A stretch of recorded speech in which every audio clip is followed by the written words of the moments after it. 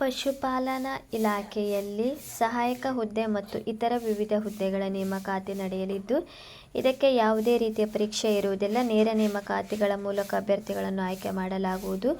ಯಾವ ರೀತಿ ಅರ್ಜಿ ಸಲ್ಲಿಸಬೇಕು ಸಂಪೂರ್ಣ ಮಾಹಿತಿಯನ್ನು ಈ ವಿಡಿಯೋದಲ್ಲಿ ತಿಳಿಸಿಕೊಡುತ್ತೇನೆ. ಇದು ಸಂಪೂರ್ಣವಾಗಿ ಕರ್ನಾಟಕದಲ್ಲಿ ಉದ್ಯೋಗ ಇರುತ್ತದೆ. ವಿಡಿಯೋವನ್ನು ಸ್ಕಿಪ್ ಮಾಡದೆ ಕೊನೆವರೆಗೂ ನೋಡಿ. ಯಾರೆಲ್ಲ ನನ್ನ ಚಾನೆಲ್ ಹೊಸದಾಗಿ ನೋಡುವರು ಪ್ಲೀಸ್ ಸಬ್ಸ್ಕ್ರೈಬ್ ಮಾಡಿ. ಇಲಾಖೆ ಹೆಸರು ಪಶುಸಂಗೋಪನೆ ಮತ್ತು ಪಶುವೈದ್ಯಕೀಯ ಸೇವೆ.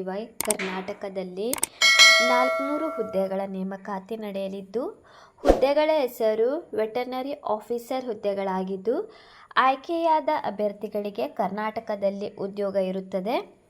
ಆಸಕ್ತ ಮತ್ತು ಅರ್ಹ ಅಭ್ಯರ್ಥಿಗಳು ಅರ್ಜಿಯನ್ನು ಆನ್ಲೈನ್ ಮೂಲಕ ಸಲ್ಲಿಸಬೇಕು. ಸಂಬಳದ ವಿವರ ನೋಡುವುದಾದರೆ, ಆಯ್ಕೆಯಾದ ಅಭ್ಯರ್ಥಿಗಳಿಗೆ ಪ್ರತಿ ತಿಂಗಳು 21,400 ರಿಂದ 42,000 ರೂಪಾಯಿವರೆಗೂ ಸಂಬಳ ನೀಡಲಾಗುವುದು.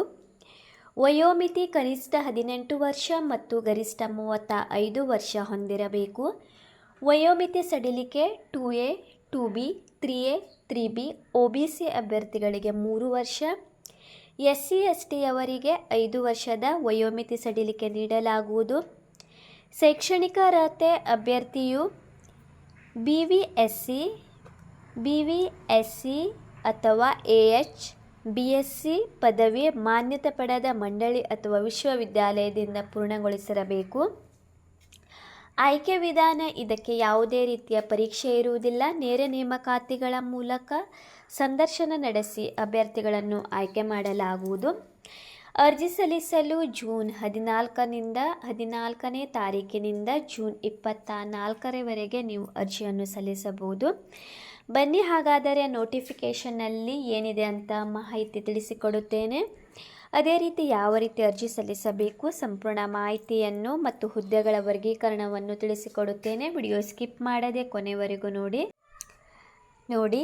ಆಯುಕ್ತವರ ಕಾರ್ಯಾಲಯ, ಪಶುಪಾಲನೆ ಮತ್ತು ಪಶುವೈದ್ಯ ಸೇವಾ ಇಲಾಖೆ, ಪಶುಭಾವನಾ ಭವನ ಕಚೇರಿ, CBI ಕಚೇರಿ ಎದುರು ಬೆಂಗಳೂರಿನಿಂದ ಜೂನ್ 10ನೇ ತಾರೀಕಿಗೆ ಈ ಒಂದು ನೋಟಿಫಿಕೇಷನ್ ಹೊರಡಿಸಿದ್ದು, 400 ಪಶು ವೈದ್ಯಾಧಿಕಾರಿಗಳ ಹುದ್ದೆಗಳನ್ನು ಗುತ್ತಿಗೆ ಆಧಾರದ ಮೇಲೆ ಅವರು ನೇಮಕ ಮಾಡಿಕೊಳ್ಳುತ್ತಿದ್ದಾರೆ. ಇಲ್ಲಿ ಸಂಪೂರ್ಣ ಮಾಹಿತಿ ಇದೆ, ನೀವು ನೋಡಿಕೊಳ್ಳಿ. ಅದೇ ರೀತಿ ಹುದ್ದೆಗಳ ವರ್ಗೀಕರಣ ನೋಡುವುದಾದರೆ, ಪರಿಶಿಷ್ಟ ಜಾತಿಯವರಿಗೆ 65, ಪರಿಶಿಷ್ಟ ಪಂಗಡ 28, ಪ್ರವರ್ಗ 16, 2A 58, 2B 15, 3A 15, 3B 19, ಸಾಮಾನ್ಯ 170, ಟೋಟಲ್ 386. ಅದೇ ರೀತಿ ಹಂಚಿಕೆ 2ರಲ್ಲಿ ಅನುಬಂಧ 2, ಪರಿಶಿಷ್ಟ ಜಾತಿಯವರಿಗೆ 2, ಪರಿಶಿಷ್ಟ ಪಂಗಡ 1, ಪ್ರವರ್ಗ 1, 2A 2, 2B 3A ಯವರಿಗೆ ಇಲ್ಲ, ಸಾಮಾನ್ಯದವರಿಗೆ 7, ಒಟ್ಟು 14. ಒಟ್ಟು 400 ಹುದ್ದೆ ಇಲ್ಲಿ ಖಾಲಿ ಇದೆ.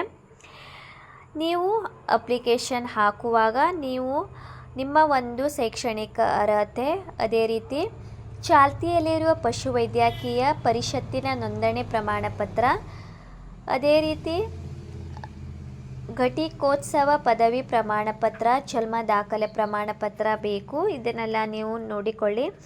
ನೋಟಿಫಿಕೇಷನ್ನಲ್ಲಿ ನಾನು ಡಿಸ್ಕ್ರಿಪ್ಷನ್ನಲ್ಲಿ ಲಿಂಕನ್ನು ನೀಡಿರುತ್ತೇನೆ. ಅದೇ ರೀತಿ ಹೆಚ್ಚಿನ ಮಾಹಿತಿಗಾಗಿ ಇಲ್ಲಿ ನೀಡಿರುವ ದೂರವಾಣಿಗೆ ಸಂಖ್ಯೆಗೆ ನೀವು ಕರೆ ಮಾಡಿ ಹೆಚ್ಚಿನ ಮಾಹಿತಿಯನ್ನು ಪಡೆಯಬಹುದು. ಅದೇ ರೀತಿ ಇಲಾಖೆಯ ವೆಬ್ಸೈಟ್ ಕೂಡ ನೀಡಿದ್ದಾರೆ, ಅದರ ಲಿಂಕನ್ನು ಕೂಡ ನಾನು ಡಿಸ್ಕ್ರಿಪ್ಷನ್ನಲ್ಲಿ ಹಾಕುತ್ತೇನೆ.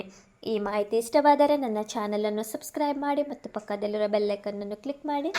ನಾನು ಹಾಕುವ ಈ ರೀತಿಯ ಹೊಸ ಉದ್ಯೋಗದ ಮಾಹಿತಿ ಬೇಗನೆ ನಿಮ್ಮ ಹತ್ತಿರ ತಲುಪುತ್ತದೆ.